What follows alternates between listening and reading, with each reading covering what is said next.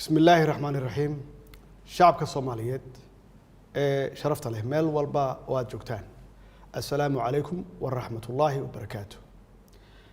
من ماذا يود جرك شعبك الصوماليات وها أي فرويهن جريتان كنا يأودين قرنمو تاسي وها دور كأوين كله لن يرى إنه أو أغلبية ده ومدى الصوماليات برارجة لن يرى الصوماليات dhanka horumarka iyo dawladnimada waa midka nagu dhiirigeliyay inaan ku aamino hogaaminta hay'adaha kala duwan ee dawladda iyo inay kaalin mug leh ku yeeshaan dawlad dhisidda nabadeynta iyo ilaalinta danta guud waxaan idinku boorinayaa inaad dadaalkiina sii joogtaysaan kana fogaataan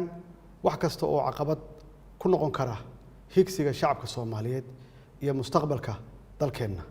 marxaladan xasaasiga ah aan uga gudubno midnimo wada tashi iyo wax wada qabsi walaalayaal dagaalka uu dalkeena kula jiro argagixisada waxa udub dhaxaad u ah dhismaha ciidamada qalabka sida ee Soomaaliyeed oo u taagan halganka ka dhanka ah kooxaha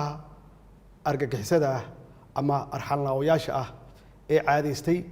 daadinta dhiigga shacabka Soomaaliyeed iyo burburinta hantidooda anigoo taas ka duulay waxaan dhexda aan u xiranay dib u dhiska ciidamadeena oo ku shaqeynaya duruufo adag oo dhan kasta ah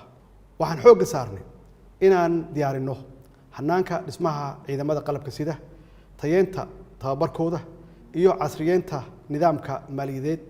ee ilaalinta ama lagu ilaaliyo xuquuqdooda dadaaladaas iyo qorshayaashaas aan hirgelinay waxay horseedeen in maanta ciidamadeena geesiyaasha ah ay awood u leeyihiin hanashada amniga dalka uuna gabagaba marayo qorshihii ay kagala wareegi lahaayeen amniga dalka ciidamada AMISOM oo u horay naftooda garab istaaga dawladnimada Soomaaliyeed shacabka Soomaaliyeed ee sharafta leh siyaasaddeena arrimaha dibadda waxaan ku dhisnay wax wada qabsi is ixtiraam dalalka caalamka iyo ilaalinta sharafka iyo madaxbannaanida dalkeena marnaba maynan aqbalin in arrimaheena gudaha uu shisheeye soo fargeliyo anagoo ka dhowrsanay tallaabo kasta oo hoos u dhigi karta ama u dhigaysa qabka iyo qaranimada Soomaaliyeed marnaba maynan aqbalin in duruufaha nagu xeeran awgood nalooga faa'iideysto oo la isku dayo in go'aamadeena gacanteena lagala baxo siyaasadda gobonimada ah ee arrimaha dibadda ee aan qaadanay waxay horseeday in markii labaad Soomaaliya loo doorto 4 sano gudaheeda xubinimada golaha xuquuqul insaanka ee qaramada midoobay waxaa sidoo kale madaxweyne ku xigeen aanu ka noqonay golaha loo dhan yahay ee jamciyadda qurumaha ka dhaxaysa annaga oo haatan u sharaxan xubinimada golaha amniga ee midowga Afrika oo ay doorashadiisu dhacayso dhawaan sidoo kale dawladda federaalka Soomaaliya waxay u diyaar garowday musharaxnimadeeda ka mid noqoshada dalalka aan joogtada ahayn ee golaha ammaanka ee qaramada midoobay ee loo yaqaan Security Council-ka oo ay noogu dambeysay muddo 50 sano ka hor walaalayaal sidaad ogsoon tihiin waxaan xoog saarnay inaan idin ilaalino amaanada aan idin hayno waxaanan meel marinay shuruucdii lagula dagaalami lahaa musuqmaasuqa annagoo sidoo kale xoog saarnay shuruucda lagu horumarinayo hanaanka maaliyadeed ee dalka kaas oo abuuray daahfurnaan iyo hufnaan ay ka marxaati kaceen khubaro dhaqaale iyo hay'adaha caalamiga ah ee arrimaha maaliyadda waxaan meel gabagaba ah soo gaarsiinay tallaabooyinkii aasaaska u ahaa ololaha deen cafiska annagoo haatan sugayna miro dhalka dadaaladaas lagu cafinayay dhammaan deymaha culeysiyey dalkeena taasi waxay u baahan tahay inaan sii ambaqaadno qorshayaasha hawshaas lagu sii dardargelinayo iyo inaan xoojinno dadaalada lagu adkeenayo dimuqraadiyeynta dalka oo ay ugu horeyso ku dhaqanka dowlad wanaag iyo hirgelinta doorashooyinka sida ballanqaadkaygu ahaa waxaan mar kale aan ku celinayaa inaan marnaba aynan aqbali doonin in lagu takrifalo hantida danta guud iyo ammaanada ay shacabka Soomaaliyeed noo wakiisheen xaalad kasta oo aan ku sugannahay waxaan mar kale aan farayaa hay'adaha dowladda iyo mas'uuliyiinta kala duwan inay ilaaliyaan hantida danta guud maadaama lagu jiro xilli doorasho ayna tahay waxa ugu horeeya ee adduun iyo aakhiraba la iskula xisaabtamayo walaalayaal mudanayaal iyo marweyn waxaan rabaa inaan halkan ka bogaadiyo shirkii madasha wadatashiga maalmahan uga socday magaalada Muqdisho kaasoo ay ka soo baxday natiijo wanaagsan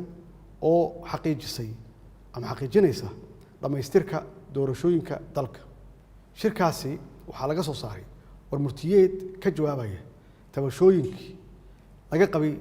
habsami u socodka doorashooyinka iyo sidii looga gudbi lahaa caqabadihii ku gudbanaa geedi socodka doorashada warmurtiyeedka shirkan wuxuu mar kale xoojiyey heshiisyadii arrimaha doorashooyinka ay ugu muhiimsanaayeen heshiiskii jahaynta doorashooyinka ee 17 Sebtembar 2021 oo ay si wada jir ah u ansixiyeen labada aqal ee baarlamaanka iyo shirarkii kale ee madasha ee ku aadanaa fulinta hanaanka doorashada iyo xal u helista tabashooyinkii ka soo laabtay habraacyadaas Soomaaliya maanta ma joogto xilli la isriixo la isculaadiyo lana kala qaybsamo dhammaanteen waxaa mas'uuliyad naga saaran tahay inaan dhowrno sharafta iyo dowladnimada dalkeena jidka kaliya ee looga baaqsan karo caqabadaha waa in madaxda dowlad goboleedyada ay qaataan doorkooda hogaamineed ee kaga aadan fulinta iyo dhamaystirka doorashada xildhibaanada golaha shacabka ee haatan socda danta gaarka ahna laga hormariyo xasiloonida iyo danta guud ee dalka mudanayaal iyo marweyn madasha wadatashiga qaranka waxay mas'uul ka tahay hirgelinta doorashooyinka si waafaqsan dhammaan heshiisyada aan hore u soo sheegay oo saldhig sharciyeed u ah una fududeynaya sidii ay u dhamaystiri lahaayeen doorashooyin daahfuran oo ka turjumaya himilada shacabka Soomaaliyeed sidaas awgeed waxaan ku adkeenayaa madaxda madasha wadatashiga inay ka dhabeeyaan fulinta qodobada ku xusan warmurtiyeedkooda ayna hirgeliyaan jadwalka doorashada oo ay isla qaateen oo si cad u qeexaya muddada lagu dhamaystirayo doorashooyinka dalka mudanayaal iyo marweyn shacabka Soomaaliyeed ma xamili karaan isqabqabsi siyaasadeed iyo cagajiid lagu sameeyo hanaanka doorashada waxaan alla ka baryaynaa inuu doorashadan noogu dhameeyo jawi nabdoon naguna hago dhabaha horumarka iyo baraaraha wabillahi tawfiiq wasalaamu calaykum waraxmatullaahi wabarakaatuh